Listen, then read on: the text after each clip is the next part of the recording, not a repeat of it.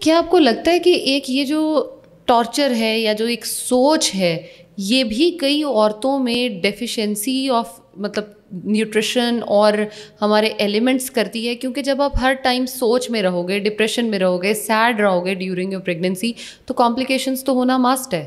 Exactly, بالکل آپ ٹھیک کہہ رہی ہیں. آپ نے ٹی وی ڈراموں میں، ان فلمس میں دیکھا ہوگا کہ جیسے پریگنینسی ٹیسٹ پازیٹیو ہو جائے یا خوشخبری آ جائے تو دیواروں پہ وال ہینگنگس لگ جاتی ہے کچھ اچھے سے بچے کی، پیارے سے بیبی کی، اور پھر اس کو خوش رکھنے کی کوشش کی جاتی ہے. بالکل. دیکھیں، عورت کے اندر پریگنینسی میں بچہ گرو کر رہا ہے، اس نے اس عورت سے ہی، اس کے خون سے ہی اس اپنا وجود تخلیق کرنا ہے. بالکل.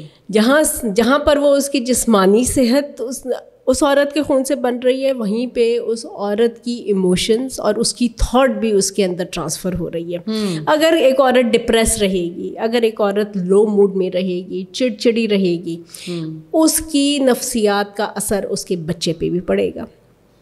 اگر ایک عورت پازیٹیو رہے گی، پازیٹیو ایٹیٹیوڈ رکھے گی، اپنے آپ کو موٹیویٹڈ رکھے گی، بچہ بھی اسی نفسیات کا اور اسی عادت کا پیدا ہوگا. مطلب آپ یہ کہہ رہی ہیں کہ جو بچے آج کل اتنے چڑچڑے اور لڑاکے اور اس طرح کے ہیں، اس میں بہت حد تک قصور پیدا ہونے سے پہلے کا ہی ہے، کہ پیدا ہونے سے پہلے ہی وہ بہت کچھ سیکھ چکے ہوتے ہیں.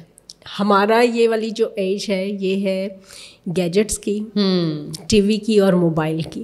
ٹھیک ہے. سو 5ویں مہینے میں جیسے ہی پریگنینسی داخل ہوتی ہے، بچے کی سننے کی حس کام کرنا شروع کر دیتی ہے. اچھا. سو بچہ، آپ لوگوں نے خود ہی دیکھا، نوٹس کیا ہوگا کہ پہلے زمانے میں بچے پیدا ہوتے تھے تو وہ صرف گردن کو ہی ہولڈ کرنے میں 2 سے 3 مہینے لگا دیتے تھے، اور بڑی بوڑھیاں ہماری امائیں کہتی تھیں اس کی گردن کو سہارا دے کر پکڑو. بالکل. اب ایسا نہیں ہے.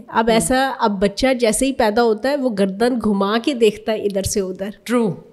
سو یہ بچوں نے انٹرا یوٹرائن اپنے یوٹرس کے اندر ہی ان کی میچورٹی کا لیول بڑھنا شروع ہو گیا ہے.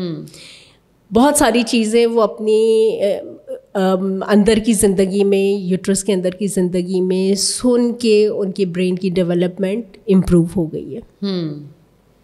That is amazing. اللہ تعالیٰ جو ہے وہ دن بدن بچوں کو اسمارٹ ہی کرتے جا رہے ہیں. ہم کیسے گزارا کریں گے ان کے ساتھ؟